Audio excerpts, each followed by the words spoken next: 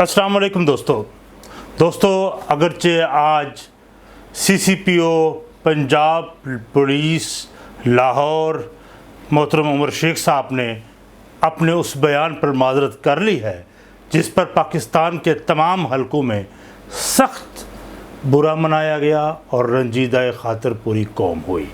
और बयान ये था कि ये खातून क्या पाकिस्तान को फ्रांस समझ बैठी थी कि जो रात गए घर से निकल पड़ी और घर कार के फ्यूल का भी ख्याल न किया, यानी कि मौसूफ का मौक़िफ़ था कि मासूम बच्चों से सामने असमत दरी और बर्बरियत का शिकार की ज़िम्मेदारी ख़ुद खातून पर आयद होती है। फिर कहा, बहनों और बेटियों वालों, तुम खुद होश के नाखुन लो और बहनों और बेटियों को घर से बाहर रात गए ना निकलने दिया करो। अगरचे इस मौक़िफ़ को IG पंजाब पुलिस इनाम गनी साहब ने मुस्तरद कर दिया कि चौकीदार अपने मालिक को हरगिज़ नहीं कह सकता कि तुम अपने सामान की हिफाजत करो। हालांकि समझा जाए तो ये आबरोज़ी एक औरत की नहीं बल्कि पूरे समाज की असमत लूट ली गई। आप सुनिए इस विक्टिम खातून का रद्द अमल जो उसने CCPO के बयान के तनाजुर में दिया। जी।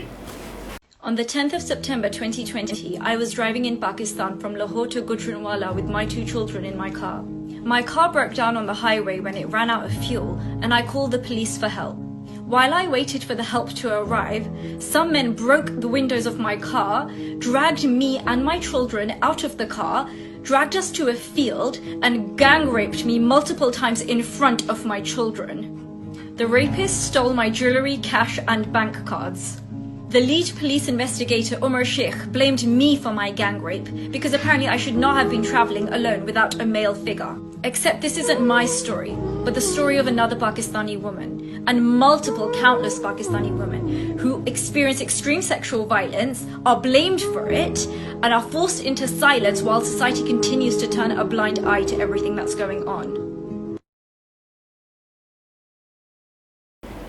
दरअसल CCPO का ये मौक़िफ़ हकीकत में असहाबो बस्तो कुशाद का माइंड सेट है कि आपको याद नहीं जब 2002 में मुज़फ़्फ़रगढ़ की तहसील जतोई में इज्तिमाई ज़्यादती का निशाना बनने वाली खातून मुख्तारा बीबी को मई को जब मीडिया ने कवरेज दी और बैनुल-अक़वामी लेवल पर इस इशू को हाईलाइट किया गया तो उस वक्त सदर जनरल परवेज़ मुशर्रफ ने मुख्तारा माई की नकल हमल पर पाबंदी आयद कर दी तो और एक बैनुल-अक़वामी जरीदे ने इस पाबंदी पर उससे इस्तफ़सार किया तो मुशर्रफ ने कहा पाकिस्तान में ये एक धंधा बन चुका है, एक बिज़नेस बन चुका है। ये लोग कनाडा वगैरह के वीज़ों के लिए ऐसी वारदातें ख़ुद करा देते हैं और उनको NGOs फंड्स मुहैया करती है। मुख्तारा के साथ मुशर्रफ ने सलूक ये किया कि बाद में उसका पासपोर्ट ज़ब्त कर लिया, फिर इंसानी हकूक़ की तंजीमों के दबाव पर उसे पासपोर्ट वापस करना पड़ा। बहरहाल यहाँ आपको हर महकमे में परवेज़ मुशर्रफ ज़हनियत के लोग पुरअंजमान नज़र आएंगे जो पहले तो औरत को इंसान का दर्जा देने को ही तैयार नहीं बल्कि मर्द की नफसानी ख्वाहिशात की तकमील का ज़रिया समझते हैं। रियासत मदीना की बात करने वाले हुक्मरान ये क्यों भूल जाते हैं कि रियासत मदीना का तसव्वुर तो ये था कि एक औरत ज़ेवर से सजी बेखौफ होकर अगर वो सफ़र करे तो उसकी तरफ कोई भी मैली आँख उठाकर देखने की जुर्रत न कर सके। मर्दों के इस समाज में जहाँ दफन होने वाली औरतों की कब्र की हिफाजत इसलिए की जाती रही कि इसकी लाश को कब्र से निकाल कर कोई जिनसी हवस का निशान ना बना दे। जहाँ ज़ैनब जैसी मासूम बच्चियाँ मर्दों के हवस का शिकार होकर कत्ल कर दी जाती हैं। दारुल अमान में पनाह लेने वाली ख़वातीन का किस तरह जिनसी और जिस्मानी इस्तेसाल किया जाता है, उसके लिए दारुल अमान लाहौर के एडमिनिस्ट्रेटर अफशा लतीफ़ का वो एहतजाजी बयान ही काफ़ी है कि किस तरह दारुल अमान में पनाह लेने वाली खूबसूरत लड़कियों को अफसरों और वज़रा की हवस का शिकार होना पड़ता है। और इससे पहले साबिक MPA कमल ने भी इसी महकमे के भयानक चेहरे से नकाब उठाया था, जहां फ़कत میں ابھی اخبار پڑھ رہا تھا تو ایک قومی اخبار میں یہ خبر چھپی، اس میں تھا کہ فقط ایک دن میں درجنوں زنا بالجبر کے واقعات ہوئے پنجاب میں، صرف پنجاب میں. لیکن سماج جوں کا توں ٹس سے مس نہیں ہوتا. جہاں بربریت کا ننگا رقص کیا جاتا ہے لیکن ریاست خاموش سب کچھ دیکھتی ہے. تو سوچئے حضرت، مسئلہ عورت کے پردے یا رات گائے بہر نکلنے کا نہیں، بلکہ مسئلہ کہیں اور ہے. اسے فقط نفسیاتی بیماری کہہ کر یا عورت کو مورد الزام ٹھہرا کر ٹالا نہیں جا سکتا، بلکہ یہ مرد کی مخصوص ذہنیت ہے جس پر یہ سماج پر انجمان ہے. ماضی میں کسی ملک میں یلغار کے نتیجے میں اجتماعی بربریت کا نشانہ بننے والی عورت ہی ہوتی تھی جسے مفتو کا مال سمجھ کر بھنبوڑا جاتا تھا. اسی طرح ہزاروں واقعات سے تاریخ اٹی پڑی ہے.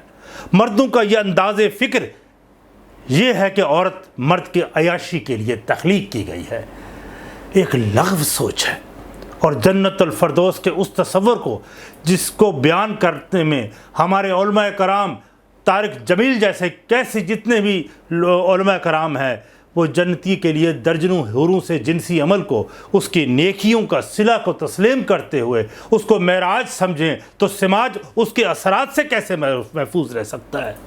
ضرورت اس امر کی ہے کہ مردوں کو اپنی سوچ بدلنا ہوگی. سینکڑوں سالوں کی خباثتوں کو جو ان کے جینز کا حصہ بن چکا ہے ان کو نکالنا ہوگا. کیا آپ کو معلوم نہیں کہ عورت کا استحصال کہاں کہاں نہیں ہوتا؟ تعلیمی ادارے سے لے کر اس کی نوکری تک اسے ان بھیڑیے صفت مردوں کا سامنا کرنا پڑتا ہے. یونیورسٹیز میں معلم اس کو زچ اس لیے کرتا ہے کہ وہ اسے اپنی نفسانی خواہشات کی تکمیل کر سکے. کسی نجی یا سرکاری ادارے کا برتر اہلکار اپنے سے کم درجے والی کو کس طرح سے سلوک کا سامنا کرواتا ہے، سلوک کرتا ہے، وہ کسی سے پوشیدہ نہیں. آئے دن کی خبریں سننے کو اور پڑھنے کو ملتی ہیں. ہم ہر آنے والے لمحے میں مزید اخلاقی پستی کا شکار ہوتے چلے جا رہے ہیں اور پورا سماج درندوں اور وحشیوں کا بھٹ بن چکا ہے. کہنے کو تو ہم مسلمان ہیں، لیکن کرتوت ایسے کہ انسانیت کے ماتھے پر پسینہ آ جائے اور وہ ماتم زدہ ہو. اب ضرورت اس امر کی ہے کہ ان وارداتوں پر سزائیں بہرحمانہ ہونی چاہیے. مغرب کے پراپیگنڈا سے متاثر ہو کر ہماری سماجی تنظیموں کو سوچنا چاہیے کہ پاکستان جیسے ممالک میں یورپین طرز پر سزائیں دینا اس کی تاریخی عمل کی نفی ہے جس کے ارتقاء کے نتیجے میں یورپ ترقی یافتہ ہوا اور جس مقام پہ پہنچا. بہرحال جہاں ان جیسے مقدمات میں سر عام پھانسیاں دی جائیں، لاشوں کو بھی پھانسیاں دینے کے بعد کھلے عام عرصہ دراز تک چوراہوں اور سڑکوں پہ لٹکا دینا چاہیے کہ جب تک خبیث ذہنیت کا حامل مرد اس جرم کی سرزد ہونے کے تصور و انجام سے کانپ جائے تو وہیں ہر ممبر و محراب پر علماء دین کو اس کو گناہ اور ثواب کے تناظر میں پیش کرنا چاہیے. تعلیمی اداروں کے علاوہ ہر سماجی سطح پر اس موضوع کو موضوع گفتگو بنایا جائے تاکہ اس کے بدترین اثرات پر بھی ہم بات کریں اور قوم کے اجتماعی شعور کو بلند کیا جائے. بہت شکریہ. اس کے بعد وہ جو اس نے کہا کہ یہ فرانس نہیں ہے CCPO نے کہا یہ یورپ نہیں تھا، تو انڈیا کے حوالے سے جو اب میرے پاس ایک سوال تھا اور جو میں سوچ رہا تھا، جو اس نے بات کہی CCPO عمر شیخ نے بات کہی وہ یقینی الارمنگ تھی. تو پھر میں یہ بات کہوں گا کہ ہم اس کو تاریخ کے تناظر میں ہم ڈھونڈیں گے کہ انڈینز کو انگریز یا برطانوی سامراج کس انداز سے دیکھتا تھا. اس کے لیے میری اگلی ویڈیو بھی آپ کو میں 1-2 دن کے اندر پیش کروں گا، سامنے لے کر آؤں گا، آپ ضرور سنیے گا. اور اس کے ساتھ میں آپ سے اجازت بھی چاہوں گا اور اس سے ریکویسٹ کے ساتھ کہ آپ تراش حق ود عامر ہاشمی کے اس چینل کو سبسکرائب کریں. کر چکے ہیں تو بہت بہتر، اور بیل آئیکن کے بٹن کو بھی پریس کریں اور اس کے علاوہ اس ویڈیو کو شیئر بھی کریں اور اپنی رائے کا بھی اظہار کریں. بہت شکریہ.